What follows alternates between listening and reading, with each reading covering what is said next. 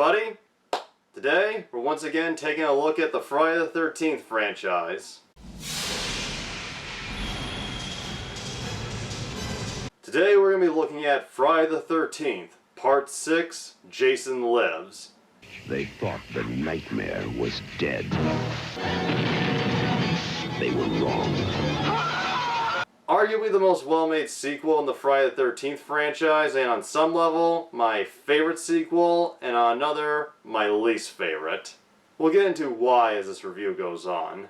After the shit show that was Friday the 13th, Part 5, A New Beginning, Paramount decided it was probably best to actually bring Jason back as the franchise's main killer, as well as retcon everything that happened in Part 5, pretending like it never existed. Okay, what else is on here, man? What else is on, huh?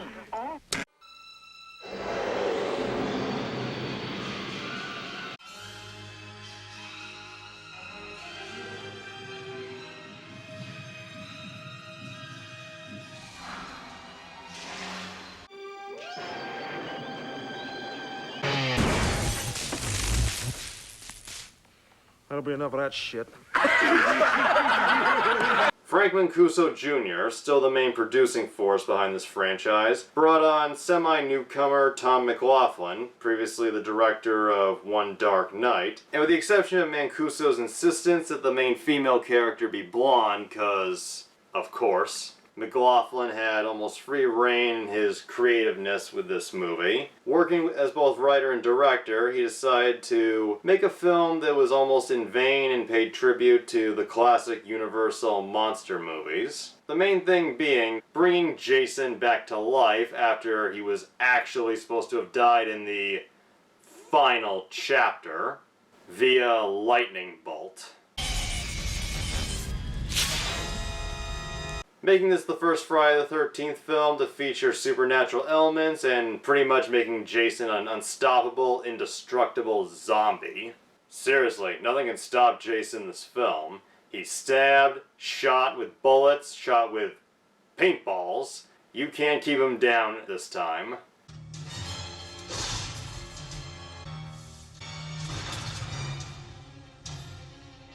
McLaughlin also decided to add more action movie moments to the film, including multiple chase sequences, an amazing RV crash,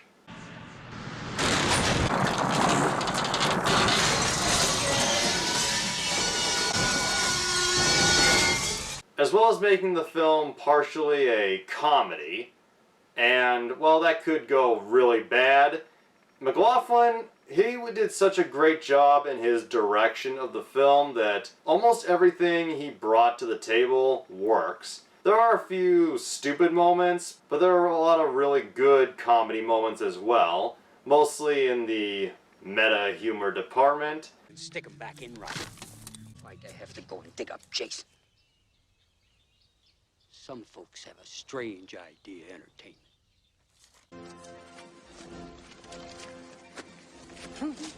And because he was influenced by his Catholic upbringing, featured some religious symbolism and imagery throughout the film, including a scene where Jason doesn't kill a little girl because she's praying. So, is that what it would take to survive this franchise? You know, this is a pretty extreme way to try to convert people. Do you reject Satan and all his evils? Sure. For the most part, Jason Lives works on so many levels. The horror is actually pretty chilling. The comedy is funny, with the exception of a few really goofy moments. The special effects look great. There's a decent amount of blood. The cinematography by John Cranhouse. The editing by Bruce Green. An improvement over his work on Part 5, A New Beginning. Martin Becker's effects. Everything comes together perfectly, creating a genuinely creepy and almost gothic look. And Harry Manfredini, before he had to resort to doing a talking cat, puts in some of his best work here.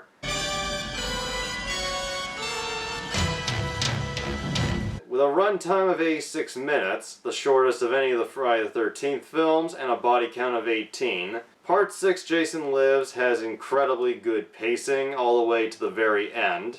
You never feel bored, it feels like it moves along just fine, and the kills were decent. It has a great Jason. So with all these pros, you're probably wondering, where do my cons with the film come in? Well, I'll start with the small ones first. The Friday the 13th movies are marketed to us promising three big things.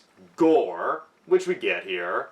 A 6'5", 300-pound retard in a hockey mask hacking unlikable kids to death with a machete.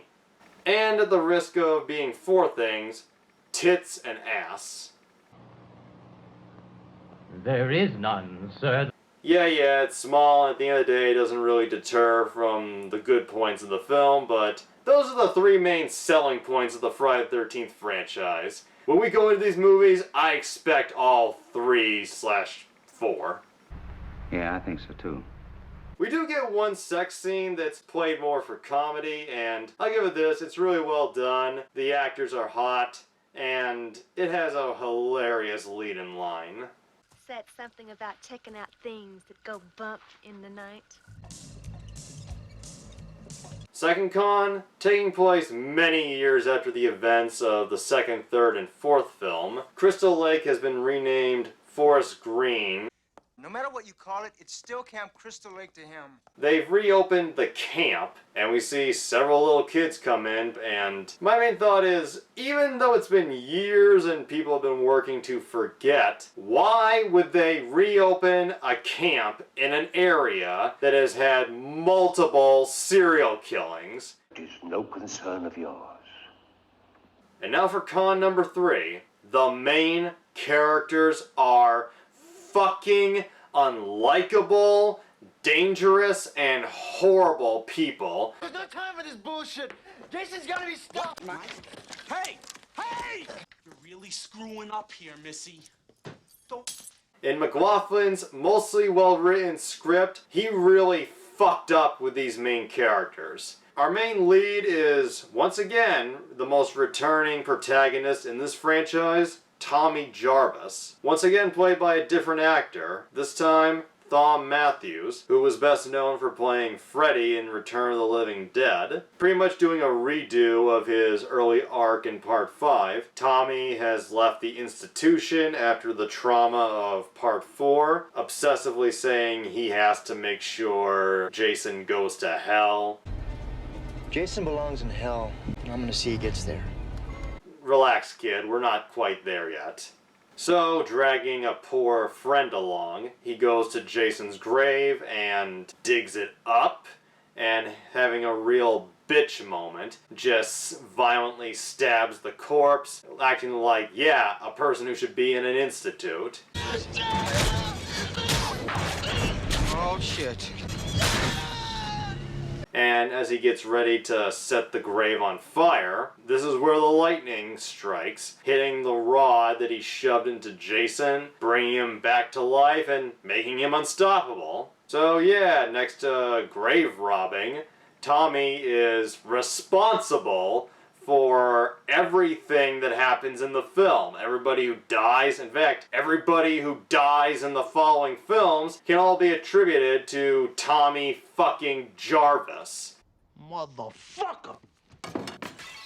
And while this character has never been the most complex, I thought he was pretty good in Part 4, and the Tommy Jarvis character here is irresponsible, he is crazy, and he makes so many stupid decisions throughout the film. Everything that went wrong is his fault, and he even admits it a few times when trying to convince people to help him stop Jason, and every time he did this, I just wanted to scream, yeah, no shit! Tried to destroy him, but I fucked up. You got that right, punk. And while there are some movies where characters are trying to stop something they're responsible for, where they're still likable, he just never goes beyond whining, screaming, to the point that the film's sheriff, Mike Garris, played by David Kagan, locks Tommy up and acts rough with him.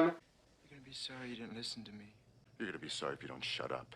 Take a nap, Junior. I found myself rooting for the asshole sheriff because, while Tommy is right, he is still coming off like an insane psychopath. And while the sheriff at one point goes the cliche route of thinking Tommy might be the killer, with everything going around, I can't help but side with the sheriff here. He's surrounded by fucking assholes. He can't come to the phone right now. He's in the can draining his lizard. May I take a message? And next to Tommy, the biggest asshole is his own daughter, Megan Garris, played by Jennifer Cook, best known for playing Elizabeth Maxwell on V. Tommy Jarvis is a very sick boy. Oh, how do you know, Dad? What'd you do, take his temperature? And apparently David Kagan was Jennifer Cook's real-life acting coach. Better watch the smart-mouthing young lady. If your mother were still alive. Ugh, where do I begin with this character? I hate Tommy Jarvis in this film. All the innocent people who die are on his fucking head. But this Megan character, she is bad on a whole new level. I'm the parent, and you're the child. But when are you going to stop treating me like one? When you stop acting like one. She is just so obnoxious and at times almost as crazy as Tommy. And from the first time she sees him, you can practically see her brains drop down to her crotch. Jason is out there. He's looking for me. He's probably headed back to the camp. She's just so taken in by him that she's willing to stand up for the crazy shit he's spouting. Which, yes, it's true, but he has no proof. There's nothing to back it up. But she believes him, and as the film goes on, she becomes a accessory to his crimes, helping him break out of jail at one point, all while making one of the most punchable, sneering smiles you will ever see. There are actually times in this film where I thought that they were scarier than Jason. Because, yeah, Jason's a retarded zombie hacking people to death, but Tommy is unstable, unpredictable, and this fucking psycho cunt, she believes everything he says, goes along with everything he says, all because she thought he was cute behind bars. I mean, what? They're all messed up. The supporting cast, for the most part, are actually pretty likable. The actors play their roles well. The sheriff, well, his daughter is a dumb fucking bitch. His death, which is brought on by him wanting to protect her from Jason, is sad, and you gotta give the sheriff credit. He put up a pretty damn good fight against Jason.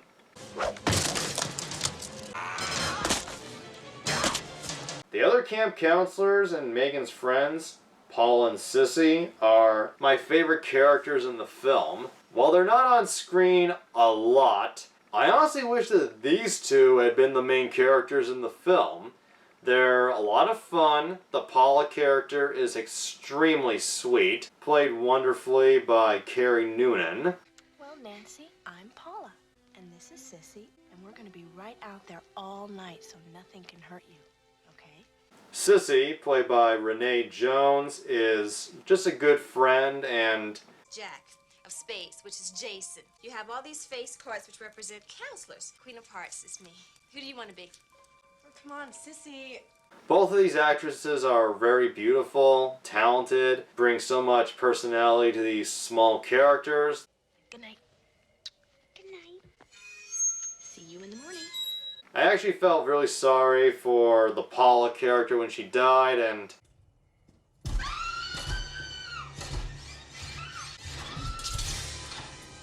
Sissy, well, I did not like seeing her die. Her death was a little too over the top to feel sad about, but I still wish these two had been the main characters, and the other supporting counselors, who are pretty much just Chow, are Lisbeth and Darren, played by Nancy McLaughlin, Tom McLaughlin's wife, and in his first role, Tony Goldwyn. We better turn around, because I've seen enough horror movies to know any weirdo wearing a mask is never friendly. Who get killed pretty fast in the beginning in a pretty fun death scene.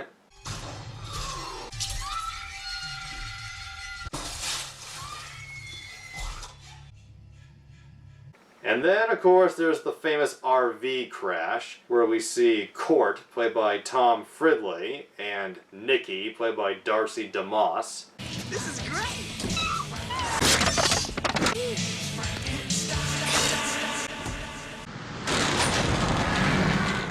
The Jason of Part 6 is honestly one of the best Jasons I think we've had, played by two actors. Originally, Dan Bradley was cast as Jason, but he was fired pretty quickly into production because Frank Mancuso didn't think he was imposing enough. They betrayed me, they didn't keep their promise, they tricked me, and I don't care anymore. And I guess just to be further dicks, they kept in one scene they filmed with him, the infamous paintball scene. Hey, this is a man's game. Requires a man's cunning. With a woman's touch. Now, wait a minute! Where Jason kills a bunch of executives having a executive paintball game.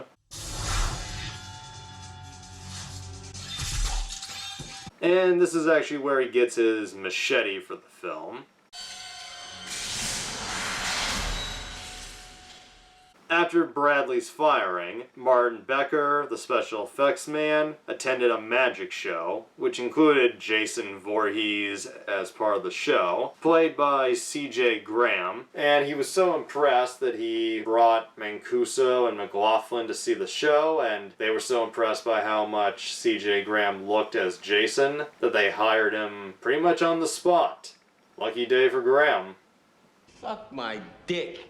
And showing just how good McLaughlin was as a director, even though I hated the characters of Tommy and Megan, the final sequence where they're fighting to take down Jason is legitimately suspenseful. And while I really didn't want to see them live, I did want to see what the outcome was with Jason, how he would be defeated this time around. And the way he's defeated is pretty creative.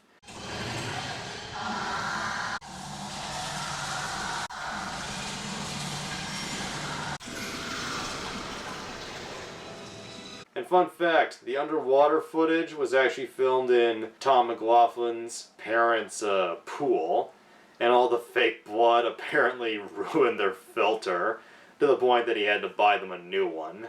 After one final bitch wimp line from Tommy, It's finally over. Jason's home. we see Jason is still very much alive.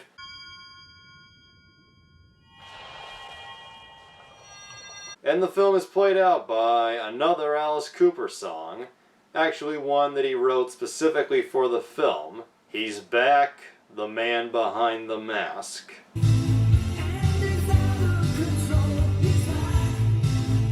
It's a fun song, and it fits much better here in this film with its semi-comedic tone than, say, in Pet Sematary with the theme by the Ramones. Made once again on a relatively low budget, this time only being about $3 million. Friday the 13th, Part 6, Jason Lives, grossed about $19.4 million. Guaranteeing that, yeah, they'd definitely be coming back to this franchise. Who can? Part 6 I'm pretty mixed on.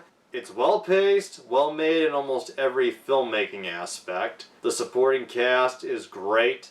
It's just the two main leads that almost ruin the whole film for me. It's complicated.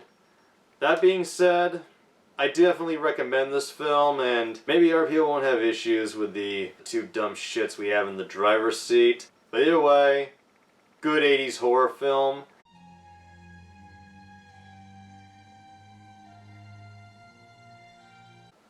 See you on the next Friday the 13th in December?